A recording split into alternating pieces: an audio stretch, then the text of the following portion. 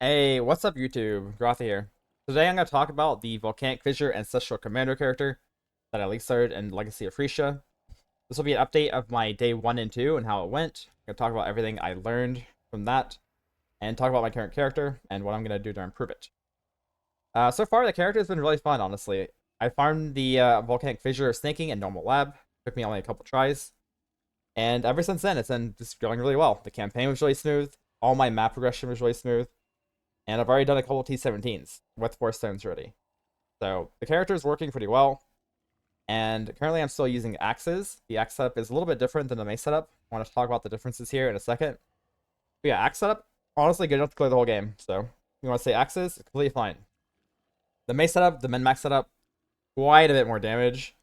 Not really required unless you're spamming T17s and trying to do uber bosses. But it's a very, very strong build overall, and let's get into it. So axe versus mace. Like I said, axes are used early on, mostly with the fire mastery and fully converting to fire damage. Early on, I would say don't take the fire mastery if you want to have leech. If you take fire mastery, you're not gonna have access to leech until probably around maps, or near end of maps, and not having leech kind of feels pretty bad. So you can take the fire mastery 100% damage instead and take a fire ignite node. It's up to you. The converted to fire is actually a lot more damage, but not having leech does feel bad. Other key differences between the axes versus mace are, of course, you taking axe nodes. Axe nodes are a lot stronger than mace nodes early on. Eventually, you actually drop a bunch of points and get riptide pressure as maces with the chill node. And yeah, I mean the mace enchant is basically the reason why you're going maces. 50% physical damage as extra fire, cold, and lightning is just a lot of damage. It's like gonna double your damage probably. It's very, very strong, and yeah, definitely something to go for when you want to Superman max the character. Early on though, axes are perfectly fine. I'm still using axes. One key difference between this and maces is I can use Tanyahi or another pair of rare gloves. I don't have to go converted gloves like you do with maces. Tanyahi wasn't something I planned to do, it's just something that kind of happened.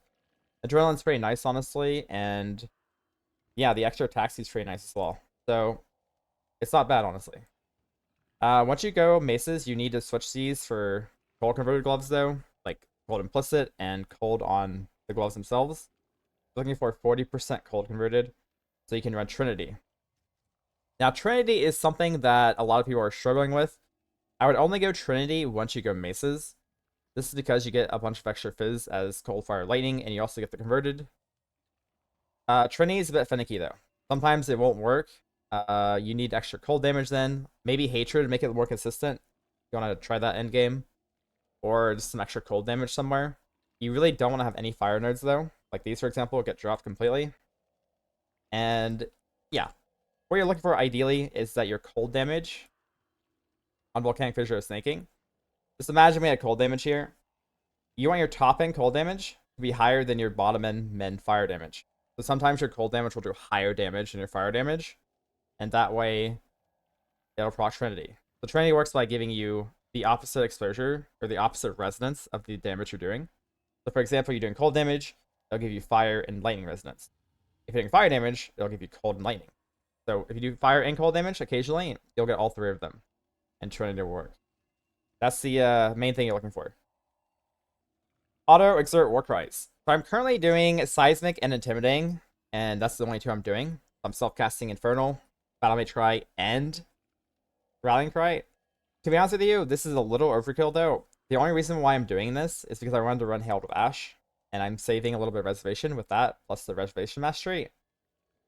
And yeah, so tactically, it's probably a lot better to actually use Battle May Try on Auto Exert as well, just drop Hailed with Ash, which is what I'll do when I go Maces. Right now, I'm actually casting 3. While mapping, I mostly just cast Infernal Cry, and that's working out pretty well. I only really use Rallying Cry and Battle Match Cry when I'm fighting a boss. But if you really want to, you could tactically, a super endgame, just run all of them except for Rallying on your Auto Exert.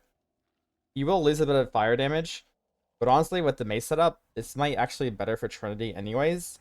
So it's something to keep in mind. Trinity might get broken by Infernal Cry because it gives you extra fire damage.